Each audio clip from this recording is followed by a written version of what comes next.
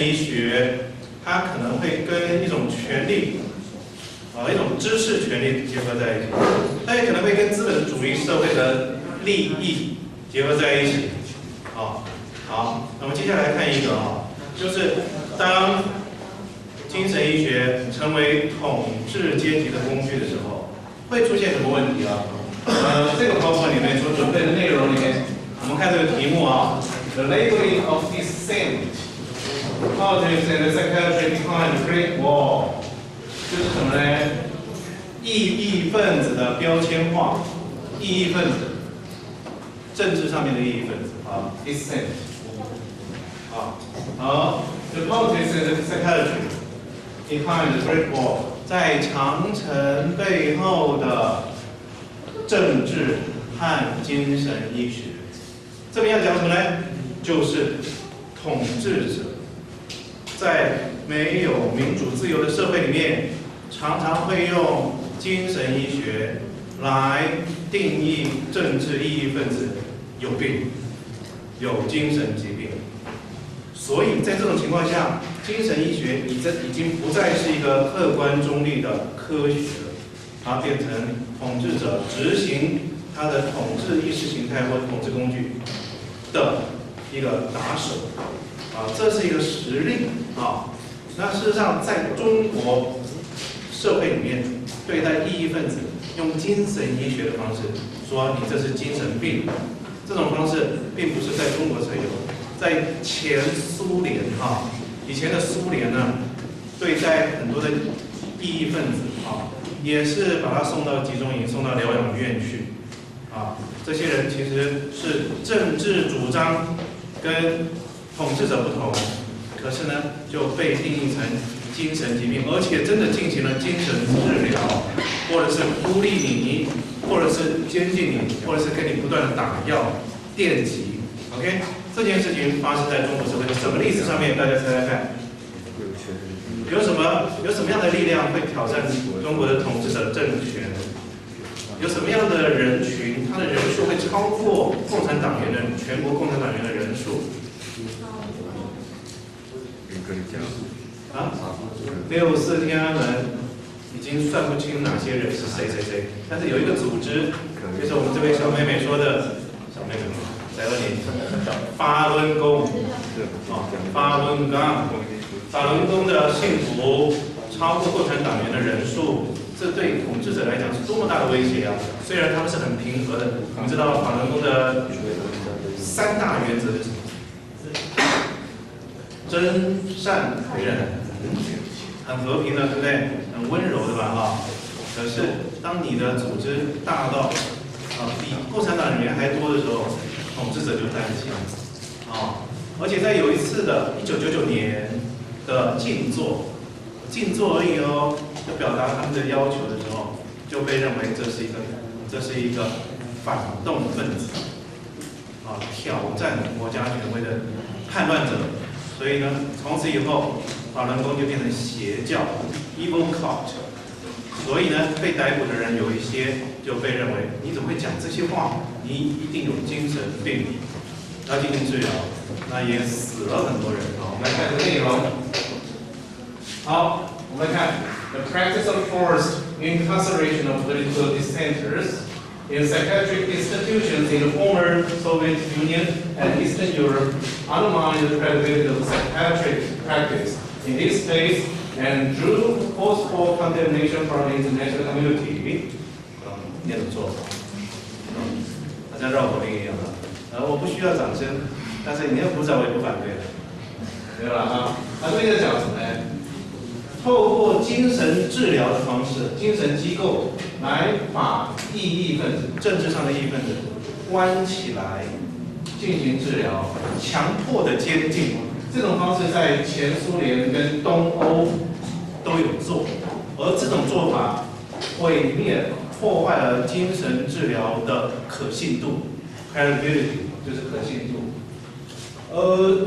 这个呢也引来了国际社群的谴责所以使用精神医学变成统治的工具，这件事情是受到谴责的。来看下一页，然后呢，就有一个阵营叫做 anti-psychiatrists，反精神医学的阵营他们就说 ，would argue however that such forced hospitalizations are consistent with the Western psychiatric practice。就有人说反精神医学的部门就有一群人说，这种强迫住院的方式，其实跟西方的精神治疗要处理，我还没讲完which conceptualizes this deviant behavior in terms of mental illness。西方一直都是会怎么样呢？定义或概念化偏差行为，然后会说偏差行为就是精神疾病 ，mental illness 就是精神疾病。我刚刚讲了，上一节课我说，当你跟社会主流不一样的行为就是偏差。偏差行为有一种方式就是把你定义成犯罪，但是呢，也有可能精神医学会说你这叫做疾病所以他这边要说的就是说，其实整个精神医学不只是统治政治异议分子的工具而已，其实整个精神医学就是在处理偏差者然后接下来 ，whether or not one accepts that political power is intrinsic to the social roles of a psychiatrist。不管你相不相信，精神医学是有政治力量的介入的。他说，无论如何，精神医学它的社会角色就是在执行一种政治的力量，就是区分正常跟不正常，正常跟偏差，这样了解吗？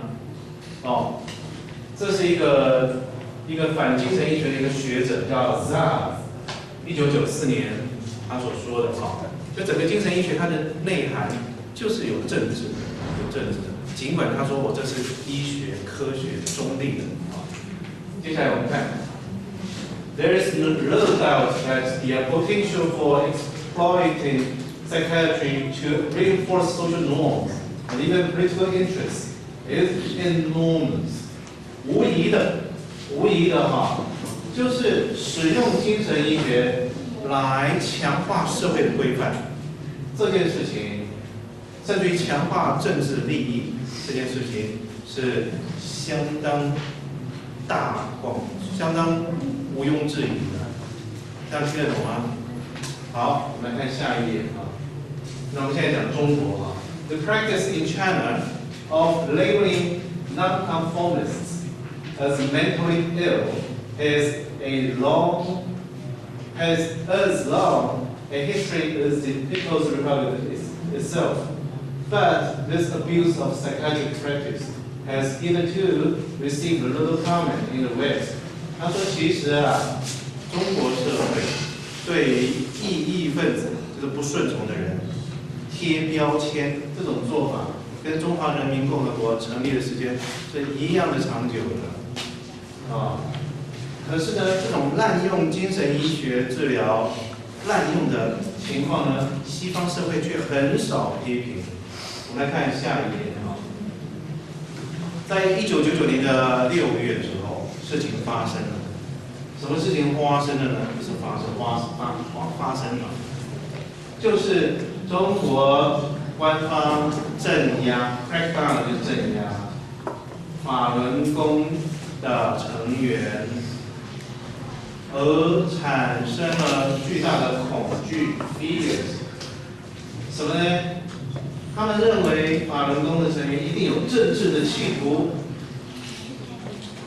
而强制的把他们逮捕，强迫他们在不情愿的情况下送进了精神医疗机构。好，看下一页所以1999年就发生了这样的一种被定义为邪教之后，以前官方都在赞美法轮功说很好大家来练法轮功，身体健康，社会一片和谐。结果因为挑战到官方权威，1999年它就变成邪教，一夜之间变成邪教。然后相信的人说功效很大的人，说什么创始人很有爱心这些人都变成精神病。你们讲的话都不正常了，一夕之间。What is 法轮功 and why a crackdown? 什么是法轮功啊？为什么要镇压他们呢？我们来介绍一下啊。Falun Gong is also called as Falun Dafa。什么叫法轮大法？法轮大法啊 ，is a communal movement that advocates channeling energy through mental concentration and exercises。法轮大法啊，是一种非常普及的运动，它强调什么呢？让我们的能量能够透过心灵的专注，叫 mental concentration 和运动来引导这样的能量。It is a meditative discipline that draws from Buddhism, Taoism, and the traditional Chinese doctrine of Qigong.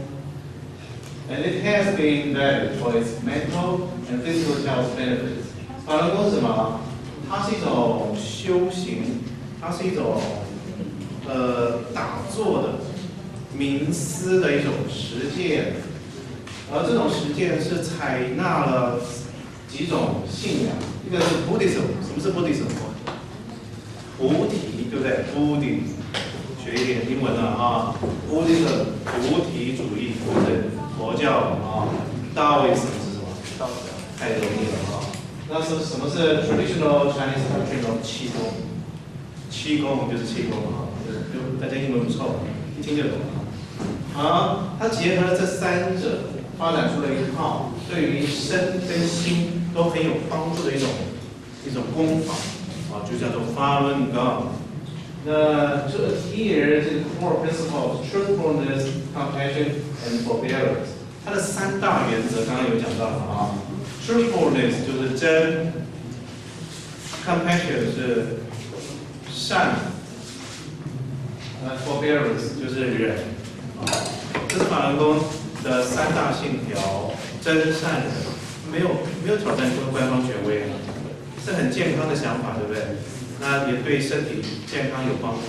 那我们看下面，最早的时候啊 ，initial Chinese government reaction to the increasing popularization of this spiritual community that early 1990s was positive。其实最早的时候，中国官方政府哈，其实对法轮功是正面、肯定、赞美，哦。可是呢，by July of 1999， 1999年6月的时候 ，the government had announced that 官方却宣称 Falun Gong was a proscribed organization。是一个违法的组织 ，and that it should be outlawed and excommunicated throughout China。应该要严禁啊，应该要那个就是镇压，就是取缔。好，这是公安部门所做的公告。我们来看下一页。而这样的做法当然引来国际的谴责啊。这边有一个，大家猜看是什么意思 ？Amnesty International 是什么？有没有人知道？就是前面那个字叫特赦，那是什么？国际特赦组织啊，这个组织特别关心人权的啊。Amnesty International's report in December 2000。在2000年12月的时候，他们做了一个报告啊，就是什么呢 ？Stated that 77 members had died in custody。有77个法轮大法的成员在监禁的时候死掉了，当然是被虐待的。Since July 1999，就是1999年6月开始，有77个人死掉了。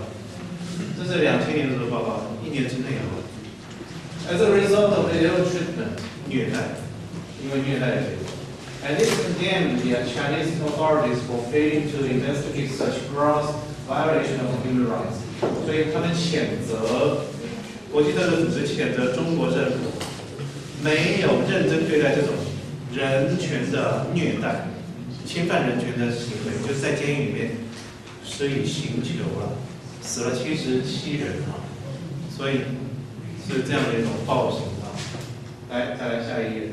也就是说，社会有一群人被定义成异议分子的时候，啊，他者，我们这门课在反省这个问题，这个非我族类的，有一种对待方式就是监禁，然后施暴。好，那我们再看下去。The scale of this abuse is in the context of as estimated 30,000 people being sent to mental hospitals for expressing political views in the past 2 decades. 有一种做法就是什么呢？滥用这种统治者的权威哈，做什么事情呢？将近有3000人被送到精神医院啊，精神科的疗养院，因为他们曾经表达过他们的政治见解，在过去20年来，有这种不同的政治见解就被送到精神疗养院。This toll surpasses even the excesses of the Soviet state psychiatric system. 他说这个数字啊，远超过当年的苏联对政治异议分子的那个监禁，送到精神疗养院。中国的做法远超过过去的苏联，所以更严重啊。看下一页 ，Approximately 70 million Chinese were practitioners of the exercises, a number which exceeded Communist Party membership at that time. 所以他这边是讲什么呢？法轮功的修炼者有多少人？来，英文好的多少？有要自信心，不要看他英文比你差。有7000万的人练过法轮大法，比共产党员更多。所以呢，在那个时候是超过共产党员的。我们看下一句哈 ，Chinese authorities have frequently asserted that Falun Gong is an evil cult. 我们看到这个字眼 ，evil cult 就是邪教。所以历史上其实有非常多的人主张跟主流不一样的时候，就被定义成邪教。耶稣基督在罗马军的对待下，也是一个邪教，对不对？啊，犹太人也认为他讲的东西是邪教 ，evil cult, and have waged a propaganda campaign to discredit the movement and justify the group's suppression. 所以他们说这是邪教，好，这是戕害人民的邪教，牛鬼蛇神、怪力乱神，所以要镇压。所以他们为自己找到一个借口，就镇压是有道理，因为他戕害很多人民的身心嘛。我们来看下一步。那他们怎么做这种精神治疗呢？这种是滥用精神医学啊 ，psychiatric abuse 啊，滥用精神医学。A distinctive aspect of the Chinese government's campaign against Falun Gong has been the forced incarceration of large numbers of its followers in psychiatric hospitals.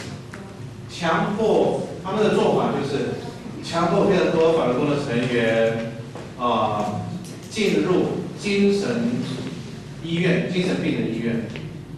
Okay, despite evidence from families refuting the presence of the mental illness in most cases. 虽然有非常多的证据说明这些家属是拒绝接受这种什么精神疾病的诊断啊 ，mental illness。好，看下一页。自从镇压之后 ，since the crackdown began, it is estimated that at least 600 practitioners have been forcefully assigned psychiatric treatment. 镇压之后，有超过600个信徒被强制要执行精神治疗。In an effort to compel them to renounce their beliefs， 这个精神治疗就是要你相信法轮功是邪教，你信不信法轮功是邪教？你不相信就是你有病，继续治疗，直到哪一天你说法轮功是邪教，李志宏是怪力乱神，就是他们的教主。所以，只有你到你说法轮功是邪教的时候，你才是正常的，这不是很荒谬吗？OK， 所以你要放弃你的信仰，才叫做治疗成功啊。As government reports have acknowledged that increasing numbers of practitioners account for a growing proportion of the admission to institutions like the Beijing University of Medical Science. 所以有官方的报告指出，而且承认有越来越多的法轮功信徒被强制送进了北京医科大学了。其实现在已经跟北京大学合并了。北京医科大学本来是一个学校，现在跟北大合并了，所以很多人是被强制送进去，因为他信法轮功，所以他有病啊。看。The cons of treatment meted out in these hospitals make frequent references to a forced administration of the antipsychotic drugs, antipsychotic drugs, and electroconvulsive therapy, ETC. 所以这些怎么样强制治疗呢？就是开药方一种药的。叫做什么呢？反精神官能症的药物，或者是使用 electroconvulsive therapy 是什么？后面的女同学们，你们知道这是什么吗 ？electroconvulsive therapy 不知道的，来听一下哈。electroconvulsive therapy 就是电疗，用电疗一下子，所以 ECT 就是电疗。ETC 就是高速公路那个电子收费 ，ECT 就是电疗。Deep insertion of the acupuncture needle， 或用一种方式，就是什么呢？很深的插入那个针灸的针啊。And physical and psychological deprivation， 或者是身体或心理的虐待啊 ，such as the use of the seclusion and the physical restraints。比如说，让你隔离、孤立，或者是把你绑起来，限制你的行动。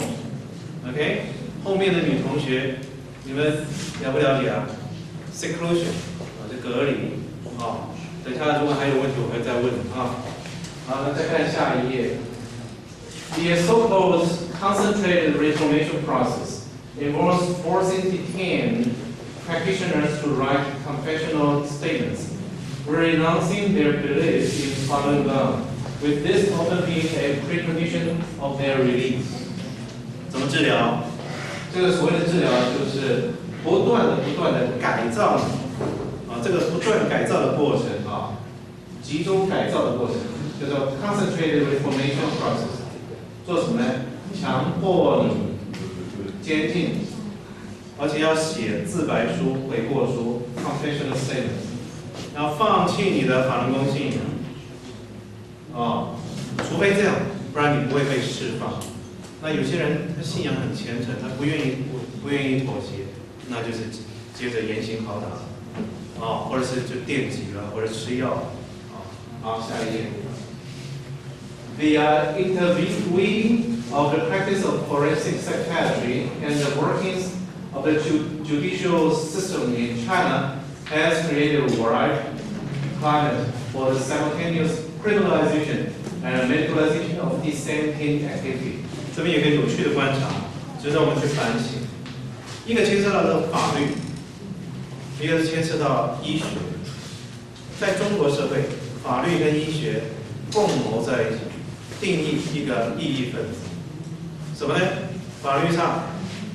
criminalization 就是让你成为罪犯 ，criminalization 定义你成为罪犯的过程叫 criminalization。同时呢，让你成为一个病人，叫做 medicalization， 就是医疗化。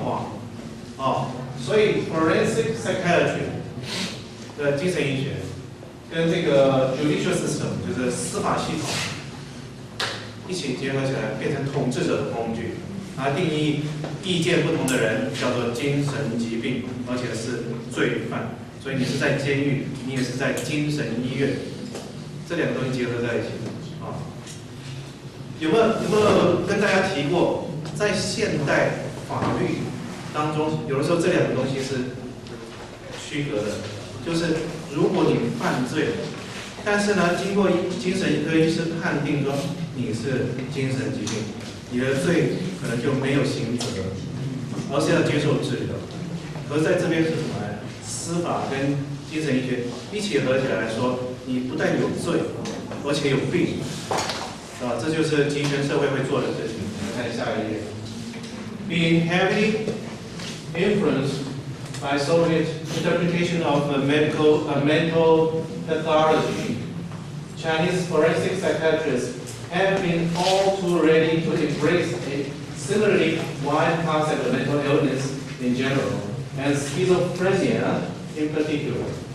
说中国官方受到苏联的这种精神病理学的影响，所以呢，他们使用精神医学来怎么样呢？来广泛的定义精神疾病，甚至于，特别是用精神分裂来对待很多的异议分子schizophrenia 这个词就是精神分裂。再看下一页。This is redolent of the reformist delusions said to have emanated from ideological dissenters whom Soviet psychiatrists branded as suffering from paranoid psychosis. 就是什么呢？这些异议分子常常会被认为是有一种改革的错觉、幻想，这是一种病这是一种精神疾病甚至于呢，苏维就是苏联的精神医学，甚至会贴上标签说你这个人有病，这个病叫做 paranoid psychosis。paranoid 就是偏执偏执精神官能症这个是1974年的说法我们看一下，这个 a forensic psychiatric appraisal of those whose conduct behavior attracting the attention of the authorities was made mandatory under recent change to Chinese criminal law.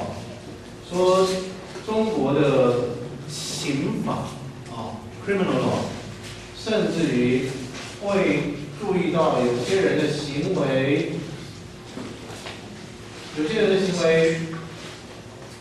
不符合官方所期待的，会被什么精神医学来予以定义，说这是有病的这是官方的刑法里面强制执行这种精神医学的判定，强制的。然后接下来 ，such detentions in psychiatric hospitals of people who have never been mentally ill by international standards are a clear abuse of the psychiatric processes。就是说，这样的一种强制的拘禁，使用在精神病院来治疗的，其实根本就没有精神疾病never been mentally ill。如果用国际的公定的标准，这个标准来判定呢，根本没有所以这是一种精神医学的滥用来看下一页。What ethical standards of the psychiatric practice should Chinese adhere to？ 那中国的精神医学的伦理在哪里呢？你的伦理标准在哪里？接下来就要问这个问题了。Principles underpinning an ethical framework for the practice of psychiatry have been articulated in documents such as Principles for the Protection of Persons with Mental Illness and for the Improvement of Mental Health Care, which was adopted by the UN General Assembly in December 1991. 联合国在1991年的时候，联合国的总会大会里面有这么一个决议，认为说，精神医学的实践应该有一个原则，就是伦理上面的原则，就是要保障精神疾病患者的利益，保障改善他们的精神卫生，照顾精神卫生的照顾，这是最高原则。除此之外的都是不正当的使用。那中国官方当然就是不正当使用精神医学。来看下一页。Principle 4， 特别是第4原则states that， 那它有一段的原则4说明什么呢 A determination of mental illness should never be made on the basis of political, economic, or social status, or membership in a cultural, racial, or religious group, or for any other reason not directly relevant to mental health status. 这很重要啊。他说，联合国大会的决议第4原则是，要是要判定是否为精神疾病啊，不应该是建立在政治上面、经济上面或社会地位上面。我不是因为你的政治信仰跟我不一样，就说你有精神病，也不能因为说你的阶级跟我不一样，就说你有精神病，也不能因为你的社会地位啊，或者是也不能因为你跟我不同的文化 ，membership in the culture， 或者你不同种族、不同的信仰，就说你有精神疾病，啊，所以精神疾病不能用这些理由来判定啊，或者是什么 any other reasons， 任何跟精神健康不相干的理由都不应该使用的，好，所以中国官方的使用精神医学来整治异议分子，这是不正当的啊。我看下一页。That non-conformity with moral, social, cultural, political values, or religious beliefs prevailing in a person's community should never be a determining factor in the diagnosis of mental illness. 所以呢，当有些人跟社会主流的道德、社会文化、政治价值、宗教信仰跟主流不一样的时候，你不能当做决定性的因素说你有精神病，这是不对的啊。好，我们看还有几页，还有最后一页。What can and should be done？ 那我们该怎么做呢？当我们知道有这样的滥用精神医学的做法 ，the term psychiatric abuse， 这就是精神医学的滥用啊。Such as we usually associate with the practice of forced hospitalization of dissenters in the former Soviet Union, was rightly regarded as horrifying distortion of this medical specialty. 所以呢，滥用精神医学，这个在苏联的时期，强制异议分子住院 hospitalizing， 强制他们住院，这个做法被认为是一种医疗专业的恐怖的扭曲，它变成医疗的恐怖主义了，就是你有精神病。其实你们看过的电影有一些是，对不对？那精神机构把那些不听话的人就丢进隔离室，然后打针啊、电击啊，把摧残得很惨这样，让你乖乖听话。那历史上就曾经有过这些做法。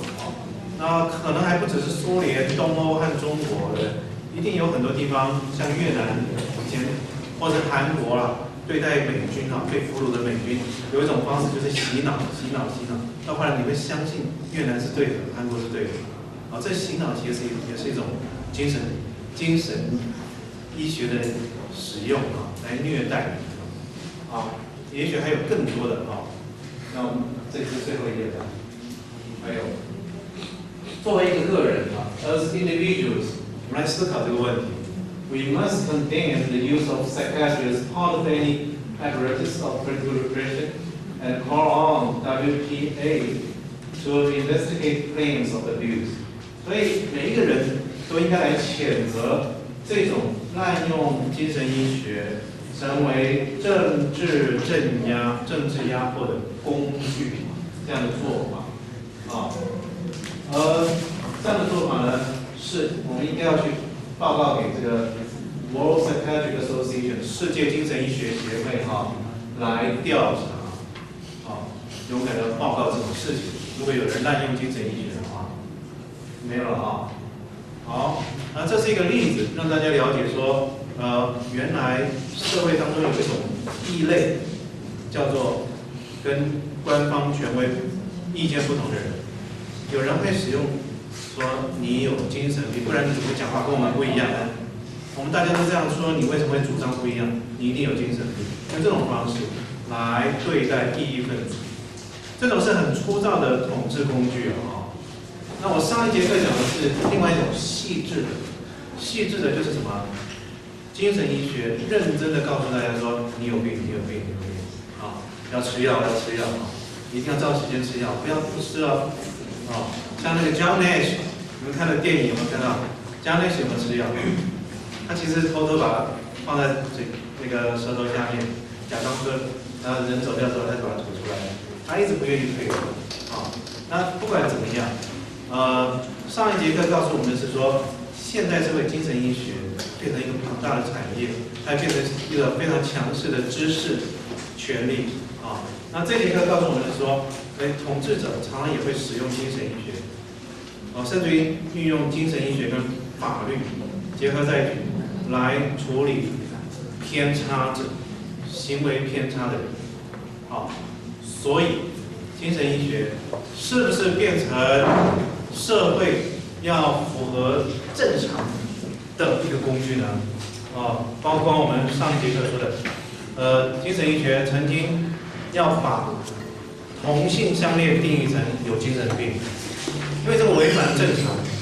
可是现在大家不敢这样说了，所以这个事情是可以改变的。医学上面所说的事实是可以改变的，特别是精神医学所说的事实。有的时候这个事实其实是知识权利所建构出来的。好，我们今天就上到这里。